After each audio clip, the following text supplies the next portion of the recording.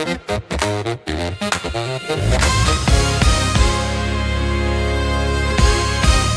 dia! E hoje estamos aqui num podcast super especial para contar histórias lindíssimas. Já tem até o papelzinho aqui esperando para a gente se emocionar um pouco. Não poderia ser diferente. Pai, muito, muito, muito obrigada por me permitir registrar momentos como esse.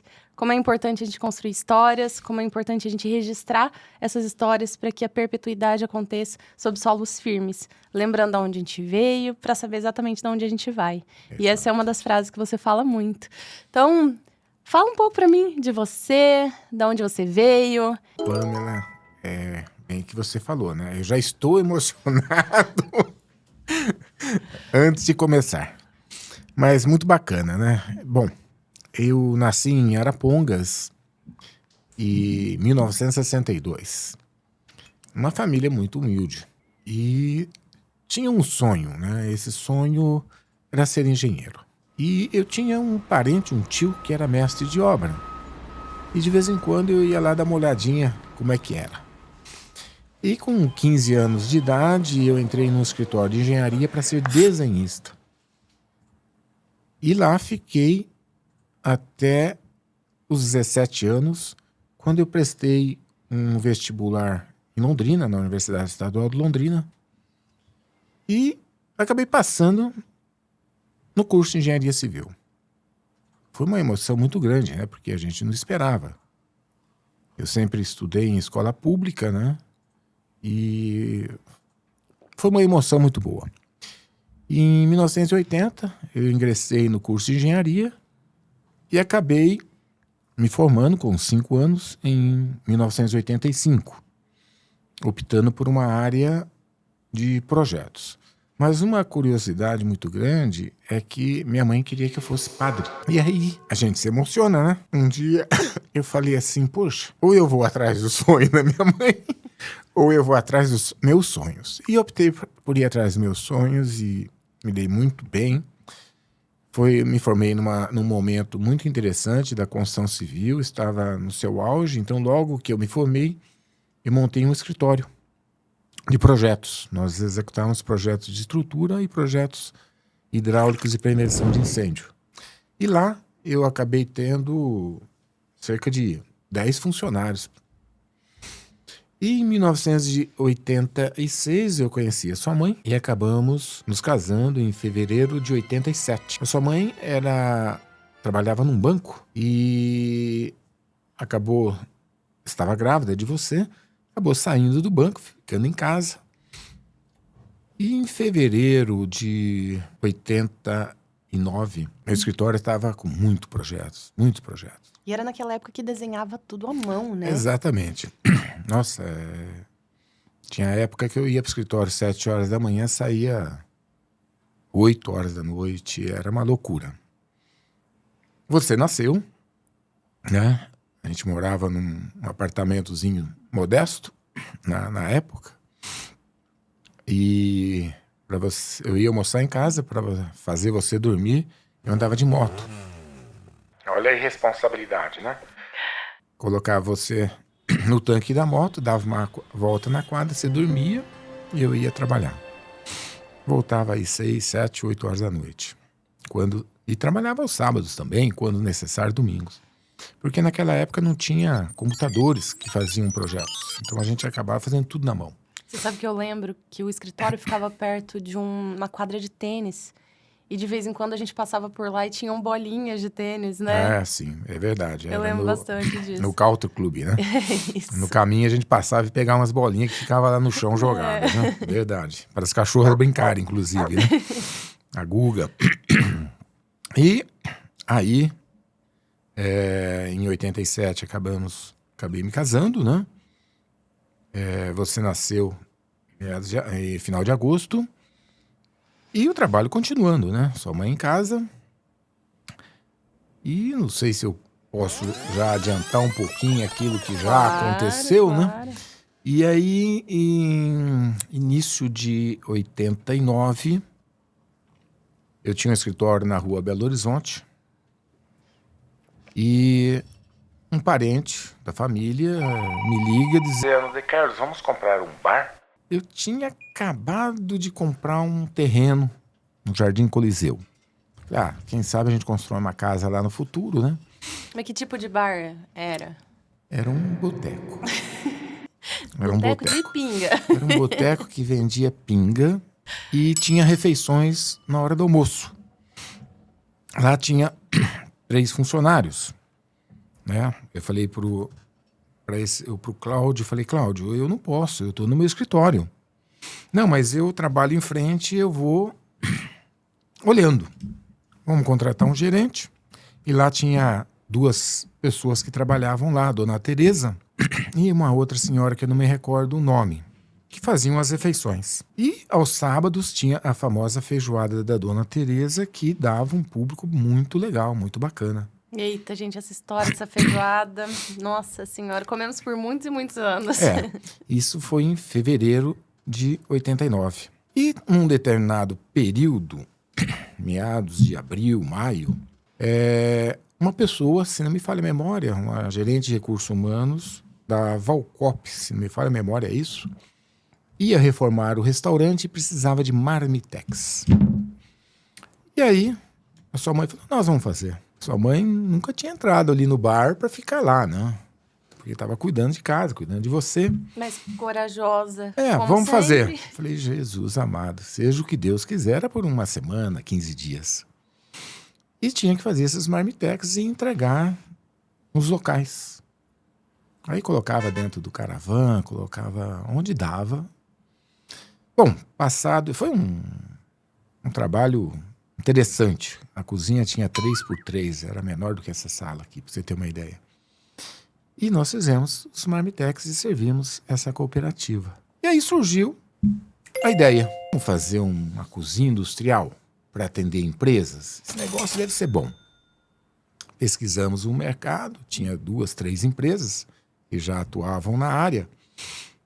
Eu falei, Márcia, eu não consigo, né, te ajudar, né, pessoalmente. Mas vamos tocar o barco. E aí, nós alugamos um salão na rua São Vicente, de um português que não alugava nem para mãe dele o salão, e acabou alugando para nós esse salão. E aí compramos um fogão, uma coifa, alguma geladeira parece que tinha lá. E em julho de 89, nós iniciamos as atividades. Sem nenhum cliente. Eu tinha alguns amigos na área de engenharia e começamos, então, ofereci para o engenheiro Danil, da Engemix, posso servir marmitex para você? Você compra ali? Posso. É uma empresa recém-constituída. Essas são as famosas 13? Mas quantas refeições são? 13. Falei, tá bom, vamos começar com as 13 refeições marmitex. E aí começamos, né? Em agosto, propriamente dito, começamos a servir as 13 marmitex. E muito interessante porque em junho desse ano, eu falei pro Cláudio, meu sócio no bar, Cláudio, porque eu abria às 7 horas da manhã o bar e ele fechava às 7 horas da noite, ou 9 horas. E nesse bar tem muitas histórias que não cabe aqui contar. Mas, quando nós vendemos o bar em junho, a forma de pagamento foi 2 veículos, uma Fiorino e um outro carro. Eu fiquei com a Fiorino porque nós queríamos montar a empresa e ele ficou com outro carro. Mas antes disso, a sua mãe tinha uma moto 180, foi para Pucarana, trocou numa Kombi azul, que mais parou no caminho do que, né, acho que não chegava em Londrina, mas acabou chegando, né? E nós tínhamos lá a Kombi azul e o Fiorino remanescente da venda do bar. E aí começamos a trabalhar. Eu ajudava mais na parte financeira, na parte administrativa, planilhas, não ficava lá. E ela começou a trabalhar muito, né, assídua, né, até que ela falou assim, como vamos pôr o nome da empresa? Ela falou assim, Apetite. Falei, não vai pegar isso. Esse nome não está ligado à nutrição, não vai pegar. Não, mas eu quero. Tinha que ser Nutri alguma coisa. Tinha que ser Nutri alguma coisa, né? Falou, não, vai ser Apetite. É uma coisa que você deseja para todas as pessoas bom apetite, né? Eu falei, tá bom, então que seja apetite. E assim começou a empresa, em 1989, metade de 89, oriundas da venda ou da atividade de um bar na rua Belo Horizonte, chamado Aperitivo Joia.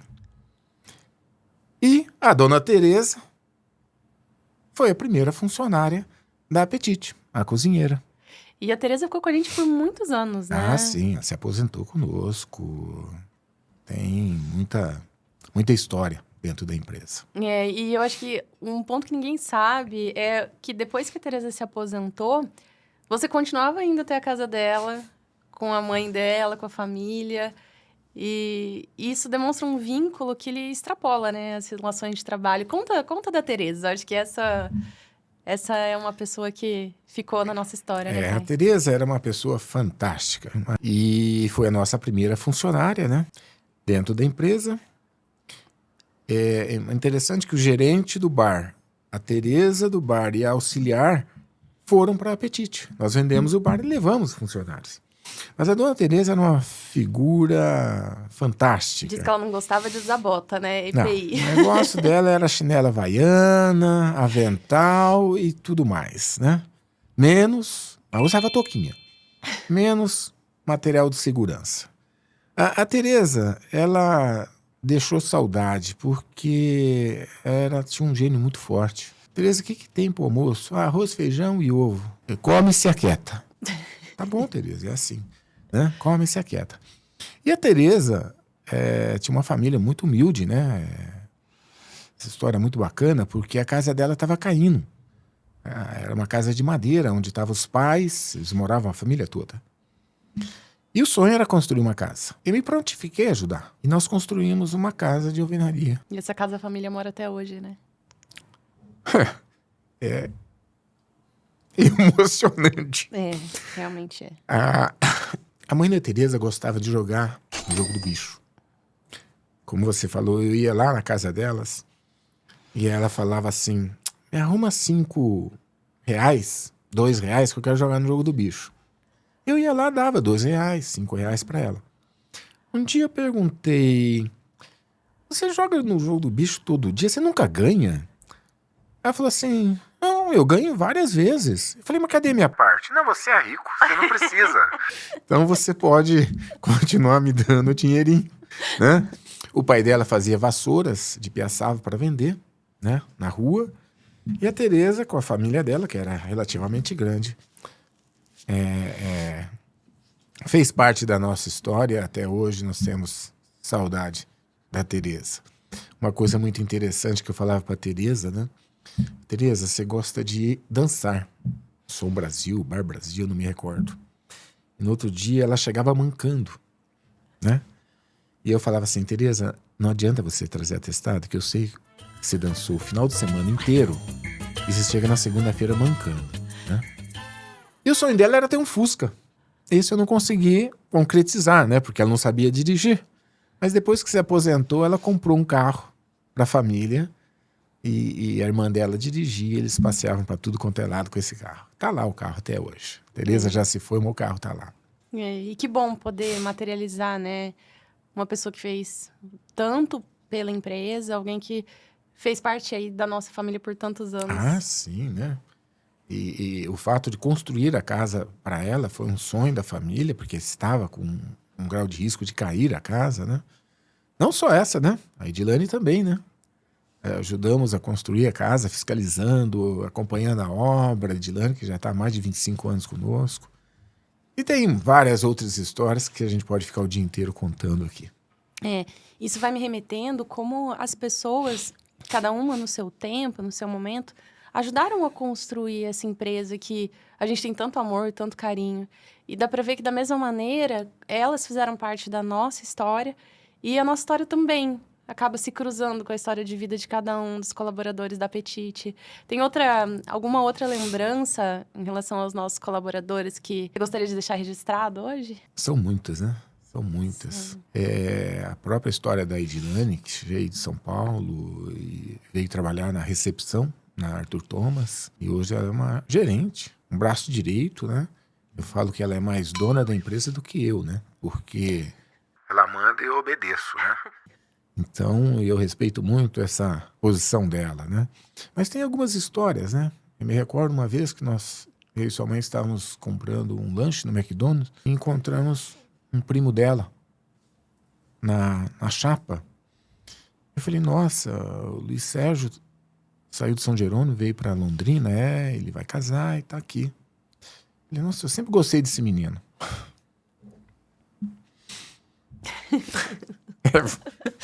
Não é fácil, não. Aí chamamos ele para trabalhar na empresa. Ele está conosco, acho que há 25 anos também, 25 né? anos. E é o braço direito, né? É um braço direito.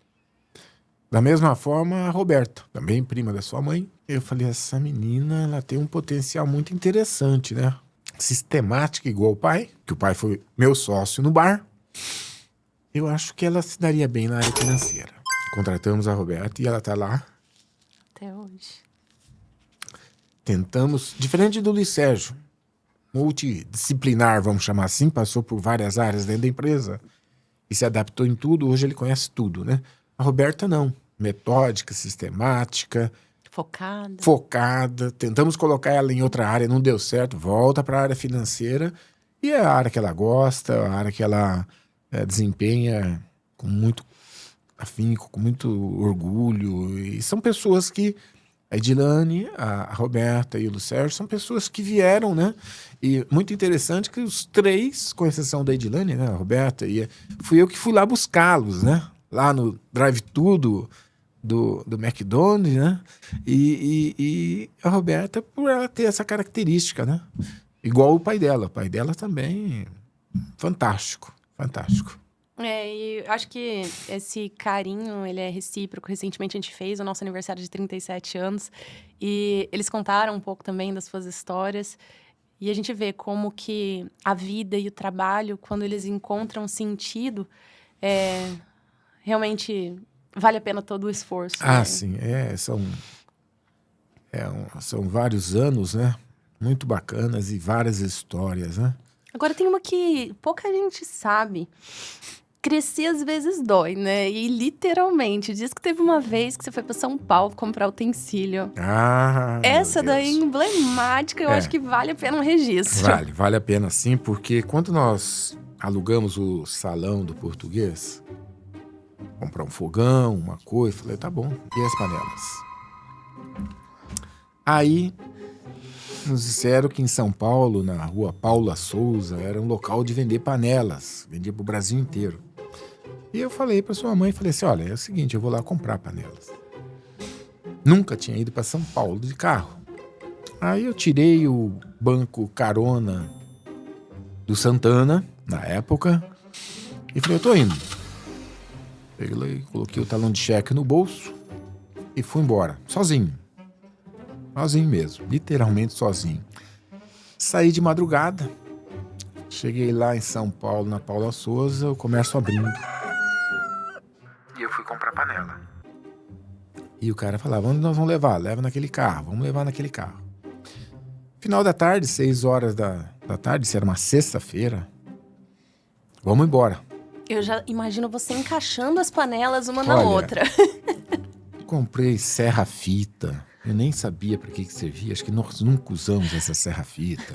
Compramos panela, compramos caldeirões, utensílios, bandejões, enfim. Tudo aquilo que não precisava a gente comprava também. E o cheque pré-datado, né? Chequinho do Banestado pré-datado para alguns dias. Tá bom.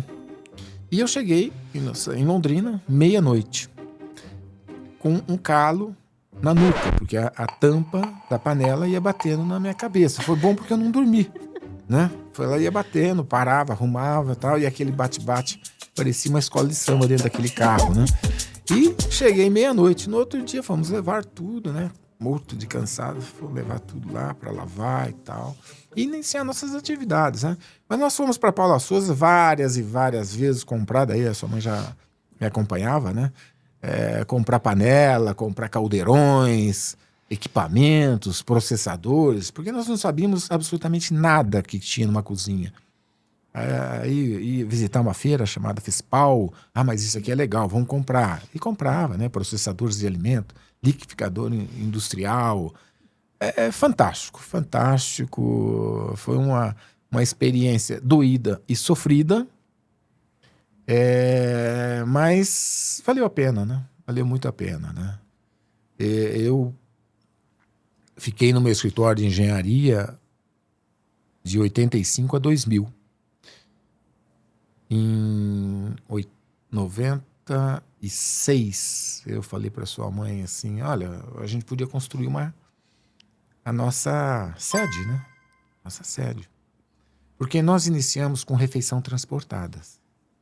Então, nós chegamos a produzir das 13 Marmitex, nós chegamos a atingir 2.000, 2.500 refeições por dia.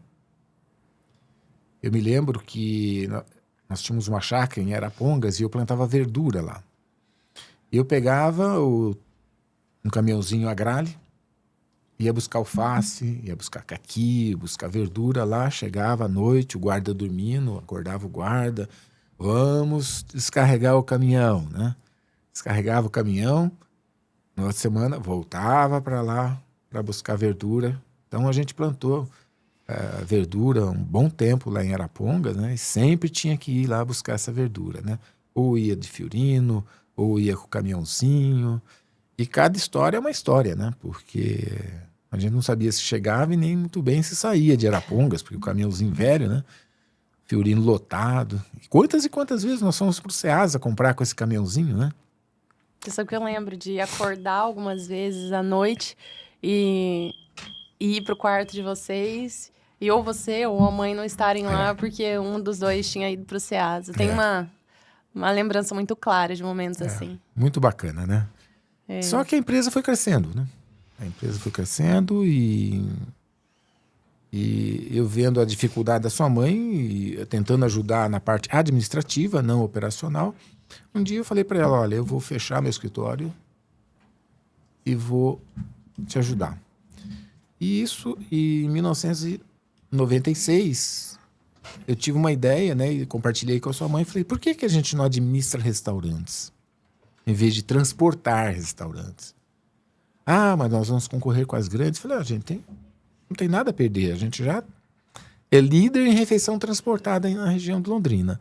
Por que a gente não consegue? É um desafio. Um desafio. E eu cheguei em 2 clientes, né, que eram amigos meus. Uma é a Balanças Açores e a outra era Fast Frio na época. Fui lá e convenci a fazer uma reforma dentro do restaurante, fazer uma cozinha e começar a produzir lá. E nós começamos em 96 com esses 2 restaurantes administrados. Aí depois surgiram outros, né?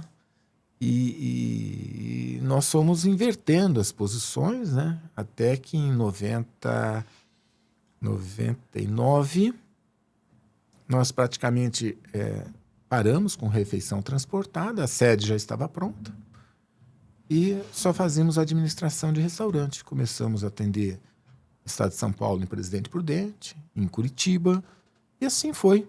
Até a Bahia chegamos, né? Chegamos a atender 11, 12 estados, né? E me conta, qual foi o primeiro cliente que nós tivemos no Nordeste? Essa foi muito interessante também. Eu estava de férias com sua mãe em Natal. E naquela época começou o celular. E eu tinha um celular que era do tamanho desse copo aqui, mais ou menos, né? Era um tijolo. E ele tocou lá. Eu falei, nossa, tá bom. Era um cliente do Curtume Touro e me ligou dizendo, Carlos, onde você está? Eu estou de férias aqui em Natal. Ele falou, olha, eu estou aqui em Salvador e me tornei sócio de uma empresa chamada Itaú Sofa, produção de sofás, e junto com alguns italianos nós queríamos servir refeição para o nosso funcionário. Você tem como vir aqui? Eu falei, tem. Quando? Amanhã. Eu falei, cara, eu estou de férias. Né? Mas a nossa amizade, a Fernanda, era muito bacana. Eu falei, tá bom. Muito sistemático ele. Bom, fui no aeroporto, comprei uma passagem de avião. Eu falei, você espera aqui, né, Márcia? E eu vou para Salvador. Cheguei em Salvador de manhã, tomei um chá de espera. e falou assim: Carlos, olha, nós vamos construir uma indústria e vamos produzir sofá e nós queremos fornecer refeições para funcionários. Tá bom, aonde? Tá vendo aquele morro ali? Tô. Então nós vamos tirar o topo do morro e vamos construir a indústria. Falei, mas isso vai demorar. Não, 6 meses está pronto. Em 6 meses estava pronto. E aí foi muito interessante, porque ele de São Paulo, né? Ele falou assim, olha, tem uma característica interessante, eu não quero coentro na cozinha. Eu falei, Fernando, você é de São Paulo. Coentro é um tempero aqui da região norte. Não, mas eu não quero. Tá bom. Acho que, se não me engano, tinha até uma cláusula contratual para não ter coentro na comida, né? E aí começou, acredito que há 25 anos atrás, nosso primeiro cliente na Bahia, né? Nós tínhamos lá uma nutricionista que ficou muito tempo, eu não sei se ela está na empresa ainda ou não, já saiu, não me recordo bem o nome dela, mas ela ficou gerenciando essa planta. E nós crescemos bastante lá na região, né? Num determinado momento, era uma região que eu cuidava operacionalmente e comercialmente, né? Então, foi assim, em 6 meses nós estávamos na Bahia, né? Voltei lá para Natal, falei, olha, fechamos um contrato na Bahia e seja o que Deus quiser, vamos iniciar a atividade. A gente já atendia Curitiba e Presidente Prudente, da onde surgiu esse contrato. Foi muito bacana, né? O Fernando, uma pessoa muito boa, né? Sistemático, sistema de mandato, então não tinha risco.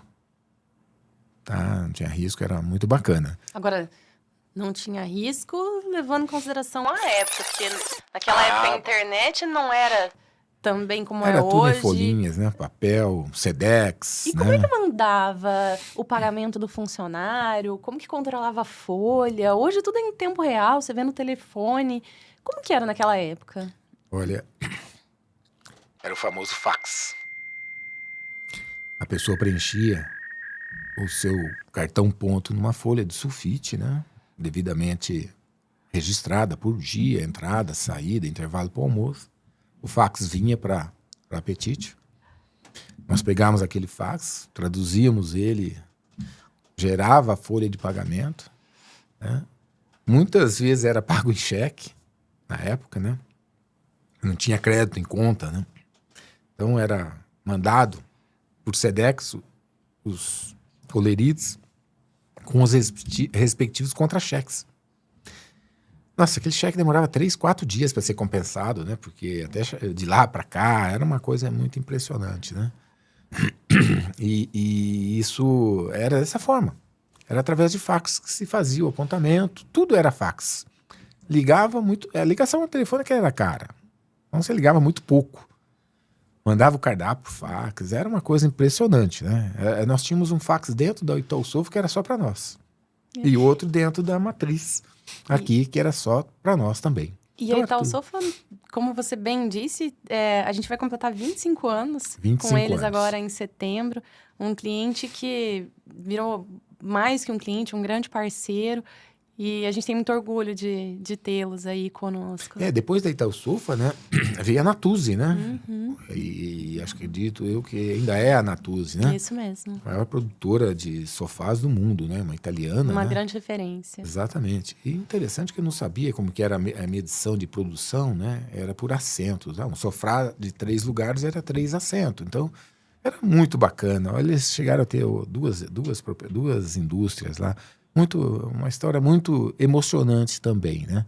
Uma experiência muito legal, muito bacana, né? E que bom poder comemorar tanto tempo junto a tantos parceiros como nós temos hoje. Nossa, muito, muito, muito.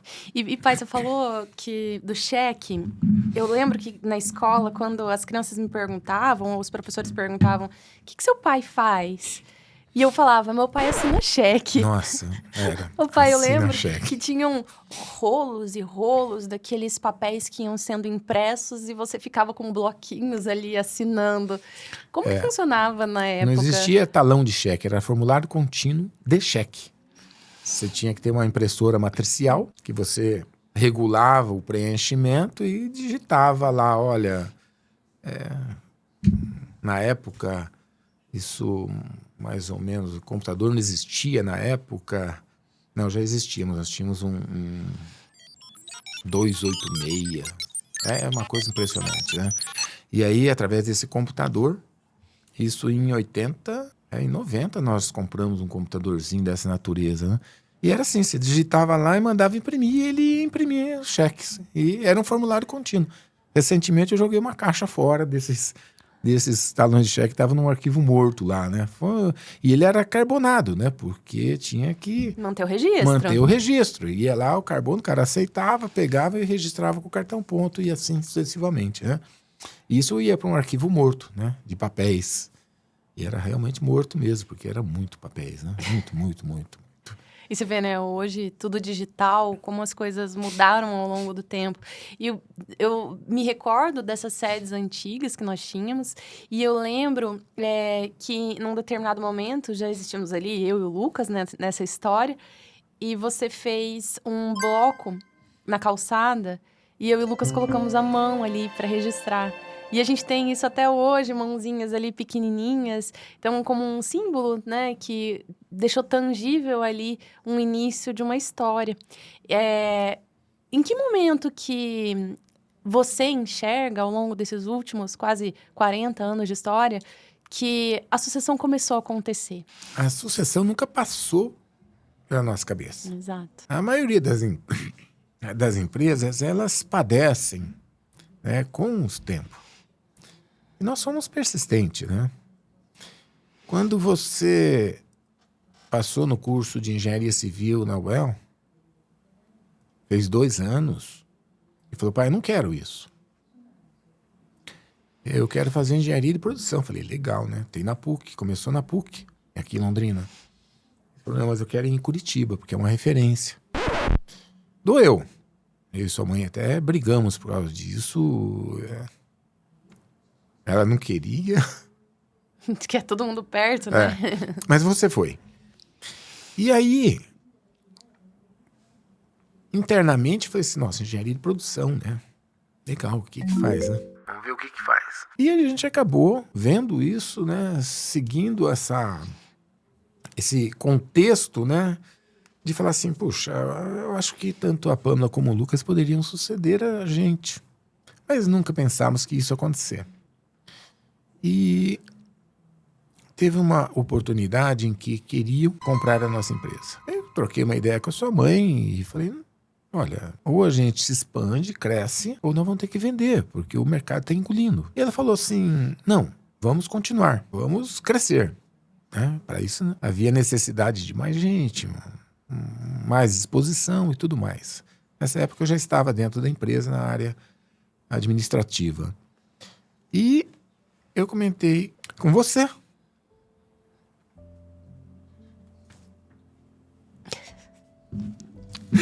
Deixa eu pegar meu papel aqui agora, gente.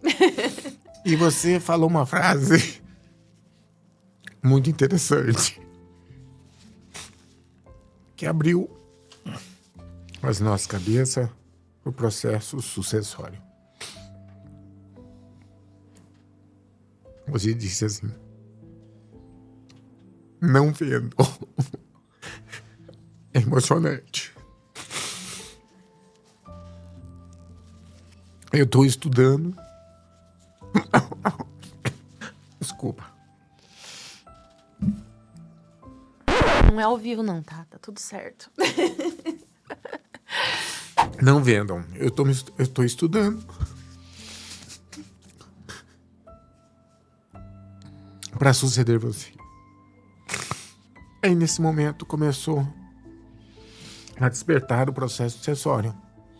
Você se formou, veio para Londrina, terminou seu mestrado em Curitiba, veio para Londrina, foi dar aula na PUC e chegou e falou assim, não é isso que eu quero trabalhar na empresa. Aí você passou por alguns setores, setor da qualidade e outros setores, e aí a gente viu em você uma sucessora. E ao longo do tempo, você foi adquirindo conhecimento até o ponto que, há 4 anos atrás, você realizou esse sonho, né?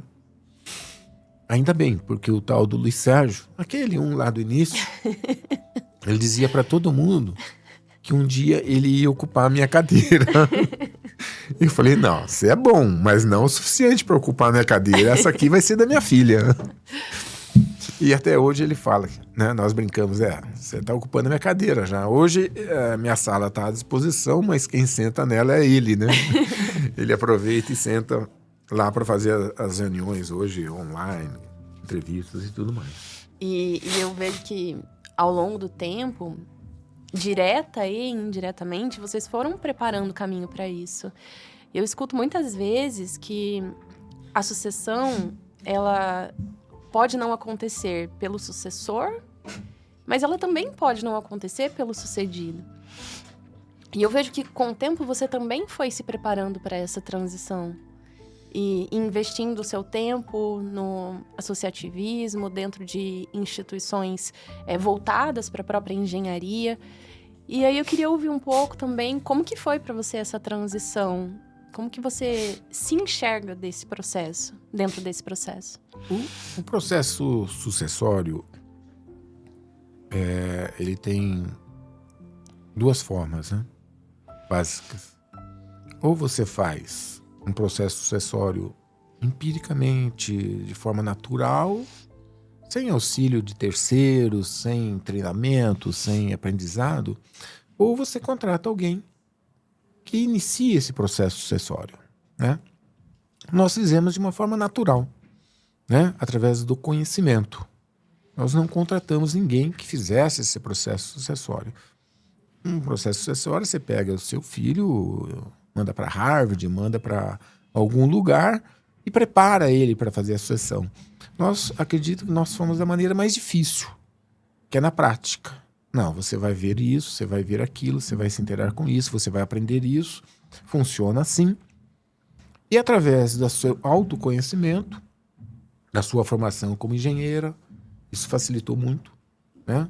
Porque você foi adquirindo esse conhecimento e você viu que processos dentro da empresa que foram implantados lá atrás, através da ISO 9000, através de outros mecanismos, davam resultados. Por quê? Porque a nossa atividade é uma linha de produção que tem que estar igual em todos os momentos. Você ganha na escala. E o processo de produção tem que estar não automatizado, mas sistematizado, através de protocolos e procedimentos. Então hoje nós produzimos a mesma refeição em todo o Brasil. E aí você foi pegando tudo isso, né? Adquirindo conhecimentos administrativos também. E é muito interessante que você começou a participar de reuniões administrativas, né? São os comitês falando sobre tributação, sobre a parte jurídica, sobre a parte operacional, e foi adquirindo esse conhecimento até o momento em que você mesmo falou assim, eu estou preparada. E hoje eu com 64 anos, isso foi há 4 anos atrás. E é muito difícil você largar essa colher. Porque você tem que acreditar. E a pessoa que vai te suceder tem que mostrar para você que você pode acreditar nela. E esse foi um processo transitório. Iniciou-se de forma gradativa até o momento em que nós chegamos à conclusão que nós deveríamos nos afastar com olhos em você, logicamente, né? Porque a experiência ela não tem preço, né? A experiência se adquire com o tempo. E você tinha pouca experiência. Hoje já tem muito mais do que eu propriamente dito. Talvez menos histórias, mas é muito bacana, né? Porque a nossa formação ela foi forjada a ferro e fogo. O que nós vamos fazer? Como nós vamos fazer? A minha profissão como engenheiro civil ajudou muito. Com certeza. Visão analítica. Né? Uma visão muito analítica, sistêmica, de processos, de procedimentos. Isso ajuda muito na constituição de uma família, de uma empresa. E o aprendizado através do compartilhamento de ideias, de conhecimento com outras pessoas que sabem mais que você, né? Isso foi o processo sucessório. Mas a frase marcante foi aquela: Não vendo. Eu quero ser a sucessora de vocês. Foi aí que começou a esclarecer ou clarear o processo sucessório. Aí você vai lendo alguma coisa e tudo mais, e não me arrependo de nada. E se você tivesse que contar pro Bruno e pro Antônio Emanuel o porquê de todo o esforço, o porquê de ter valido a pena, qual o significado que está por trás de todo esse esforço? É uma pergunta muito interessante, porque eles já estariam na 3ª geração, né? E hoje eu tenho medo dessa geração, porque está muito informatizado, está muito fácil, né? E nós, lá no início, tivemos muita dificuldade. Lá no início, durante 3, 4 anos, financeiramente, quem bancava era o meu escritório. Então, era na ponta do lápis. Quantas vezes eu deixei de pagar a sua escola, uma conta de luz, uma conta de água, para pagar salário. Chegava no final do ano, você ia lá e negociava. Eles não vão entender isso. O esforço da origem, porque já está pronto. Então a gente tem que tomar cuidado em ensinar valores. Porque aquele fato de deixar de pagar uma conta de luz, para eles não vai ser valor. Eles vão ter que estudar, eles vão ter que aprender. E um processo sucessório, ele tende, se não muito bem feito, hoje, ele tende a ser pulverizado. Você não consegue fazer um processo sucessório para 3, 4, 15 pessoas. Você tem que escolher 1, 2. E 2 pessoas são totalmente diferentes. Então você vai investir em 1. Esse é que vai fazer a sucessão. Mas a surpresa ela é diária em nossa vida. Então daqui 10 anos, você começou lá na empresa com 21 anos, você me fala em memória, 22 anos, 21 né? anos. E começou registrada, assim como seu irmão. Estão registrados ainda hoje, né?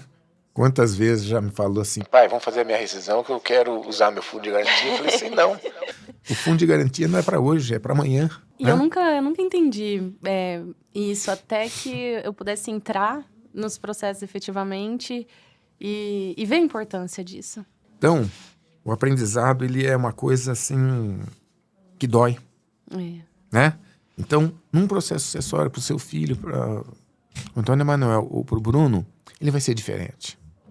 Vocês vão ter que criar esse mecanismo. E é uma coisa intangível, porque você não sabe. No processo sucessório é o seguinte, você tem alguém, tenho. Essa pessoa quer. Eu tenho um amigo com uma empresa de 35 anos, com 2 filhos, que não querem suceder. E você tem amigos que passam por esse mesmo processo de Sim, transição, né? Muitos, muitos, muitos. E tem amigo que é empresa líder de mercado nacional e não tem sucessor. Tem sucessor, mas não querem assumir. Tem herdeiro, a gente fala, Tem né? Tem herdeiros. um herdeiro, mas ele não tem, de fato, um sucessor. Um amigo que... com uma única filha, que é médica, e ela não tem a mínima noção do que o pai faz. E é uma empresa de nível mundial. E aí, onde é que está o processo sucessório, né? Então, cada um tem a sua forma, seu mecanismo. Ah, minha filha não quer, então eu vou preparar meu genro, que também é médico. E assim vai, né? Então, são pessoas... nós tivemos a grata felicidade de ter você num processo sucessório. Porque senão, nós estaríamos lá à frente, devidamente ultrapassados, né? E provavelmente, no futuro próximo, estaríamos vendendo a empresa, se não fechando essa empresa. Coisa que muitas vezes acontece, né? E isso no Brasil é uma característica. o processo sucessório ele não é tratado com responsabilidade, vamos falar assim. Com métodos, ferramentas. Exatamente, né? Você tem que ter um sucessor e esse sucessor querer suceder você. Mas mesmo diante da informalidade do nosso processo, como você falou, de uma maneira mais caseira, mais interna, depois de estudar bastante governança, sucessão, eu vejo que vocês conseguiram transmitir, por meio do amor de vocês, pelo que a gente faz, por meio do esforço de vocês em tudo que a gente faz, pelas pessoas, envolvendo quantas histórias de pessoas você contou aqui, conta todos os dias. Isso desperta muito mais do que um senso de responsabilidade pelo negócio, um senso de responsabilidade por quem faz parte do negócio. E isso vai criando sentido no esforço, vai fazendo com que as dores dos processos elas ganhem significado. E aí a gente vai se apaixonando. Então, a empresa é linda e ainda que o processo sucessório tenha acontecido de uma maneira informal, eu vejo que foi construído, de fato, um processo. Com vocês me dando a oportunidade de conhecer, abrindo espaço para essa construção de confiança. Num momento crítico da pandemia, essa sucessão aconteceu, vocês me apoiaram dentro da estrutura da empresa e se dedicaram também a outros caminhos, a outras atribuições, outras atividades, continuam levando para o mercado essa experiência toda que vocês tiveram. E, para mim, é um grande exemplo de que é possível uma sucessão, mesmo que informal, que valorize a história, que traga significado, que continue o legado. E vocês, sendo essa fonte inesgotável de readaptação, isso, para mim, é um grande exemplo, para que lá na frente, talvez em um outro momento, um outro ciclo sucessório, eu também saiba que é possível. Exatamente, Pamela. Nós nunca podemos esquecer que na nossa atividade nós trabalhamos com seres humanos. E isso, desde a origem, acho que está intrínseco numa característica nossa interna, tratar bem as pessoas, cuidar das pessoas. Falamos da Dona Teresa, da Edilane, tem uma série de pessoas, né, que a gente poderia comentar aqui. E isso foi passado para vocês, né? Cuidar das pessoas. Se você cuida da pessoa, ela vai cuidar de você, ela vai cuidar do seu negócio. Valorize isso. Recentemente eu contei no aeroporto que eu encontrei uma nutricionista que trabalhou com nós em 2008 e veio agradecer a oportunidade. Que ela observou exatamente isso, a valorização das pessoas, do cuidar das pessoas. Porque produzir alimento é nossa obrigação. Mas entregar aquilo com carinho, com amor, com energia, a energia positiva, porque é aquilo que alimenta nosso corpo. Mas o bem-estar, a valorização alimenta a nossa mente, a nossa espiritualidade. E isso vocês pegaram. É muito bacana. Reconhecer isso já é um grande passo para você dar continuidade. Não é querer inventar a roda. A roda está feita. Coloque ela para rodar. Cuide. E se você tivesse que hoje dar um conselho para os filhos que estão sucedendo, ou que os herdeiros que um dia podem suceder, com toda a sua experiência, quais conselhos você daria? Olha, a gente não daria, né? Se a gente fosse falar assim, a gente venderia um conselho, né? Tão importante que ele é. Mas, em primeiro lugar, você tem que querer ser alguma coisa. Algo. Eu diria o seguinte, como conselho: aprendam, se dediquem, pesquisem, adquirem conhecimento. É uma grande decisão que você toma na sua vida. Desde pequenininho eu falava para vocês: 3 decisões são importantes na sua vida. Primeiro, o que você quer ser. Segundo, com quem você vai casar. E terceiro, se você vai ter filho. Mas na primeira, o que você quer ser, você pode mudar. Na segunda, apesar da religião não permitir, você pode se divorciar. Mas quando você tiver um filho, você nunca vai abandonar.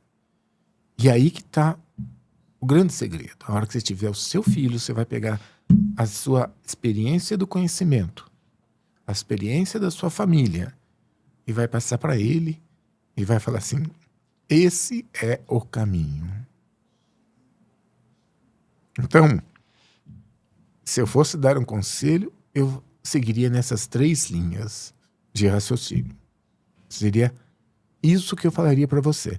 Porque você vai transmitir aquilo que você adquiriu ao longo do tempo. E teu filho terá que comprar essa ideia. Mas eu sempre digo, o bom vendedor é aquele que melhor passa a ideia. Então você tem que passar essa informação, essa ideia para o seu filho, para ele ter sentimento, para ele ter amor, ter carinho àquilo que você faz. Lógico que hoje nós vivemos um mundo globalizado, né? E nós podemos optar por qualquer coisa na vida. Eu vou morar na Europa, eu vou morar em qualquer lugar, né? Mas hoje até você pode administrar uma empresa à distância, se você tiver processos bem definidos. O importante é você ter esse contexto formalizado, bem estruturado, para que você possa transmitir isso pro legado dos seus filhos. Seria esse o conselho que eu daria. Muito bom, muito bom. E fica uma mensagem também para os pais, né? Que estão aí com os seus filhos, vindo para os negócios. Como você disse aqui, passem a mensagem, passem o significado, ensinem também os seus filhos. Muito bom. Tem mais alguma história que você acha que... Bom, tem muitas e muitas histórias para a gente poder contar. Como uma última mensagem, o que fica? Olha, é muito gratificante quando você vê a construção de uma empresa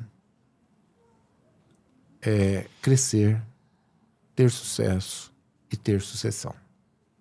É muito gratificante. Tem muitas histórias. A Apetite tem várias histórias, poderia ficar o dia inteiro falando aqui, né? Mas eu vejo o seguinte, que quando você tem no sangue, né? Hoje o sangue da Apetite corre nas nossas veias, corre nas veias dos nossos funcionários, da nossa equipe de trabalho. Eles valorizam e sentem prazer em levantar todo dia e ir trabalhar. Isso não tem preço. Isso é uma coisa que você deita a sua cabeça no travesseiro, dorme. É gratificante. Então, quando a gente vê uma empresa com quase 40 anos passar todas as dificuldades que nós tivemos nesse país, e ainda estamos passando, porque o dia de amanhã nós não sabemos. É uma incógnita. E nós chegarmos a completar quase 40 anos, é uma empresa de sucesso. Não tenho dúvida. Valeu a pena, né? Valeu. Obrigado por isso. Obrigado por esse registro, por a gente poder estar aqui junto, pelas oportunidades de eu crescer todos os dias, de fazer com que meu filho também possa participar de tudo isso de uma maneira ou de outra, apesar da idade. É muito bom, é muito bom. Tem muito sentido. Vale a pena cada esforço. Eu sou uma experiência viva porque eu acabei deixando a engenharia de lado por acreditar num sonho. Mas eu não deixei a engenharia como um projeto de vida. Eu usei, ao longo do tempo, todo o conhecimento que eu adquiri. Até porque uma das frases que fica na minha cabeça é: tem que fazer conta, né, filha? Tem que fazer conta. Muito, verdade, muito bom. verdade. Legal, foi muito bom. Obrigada por você que nos acompanhou até aqui. Esse é mais um registro da história da nossa família, a história da nossa empresa. Vamos juntos, que ainda tem muito mais por vir.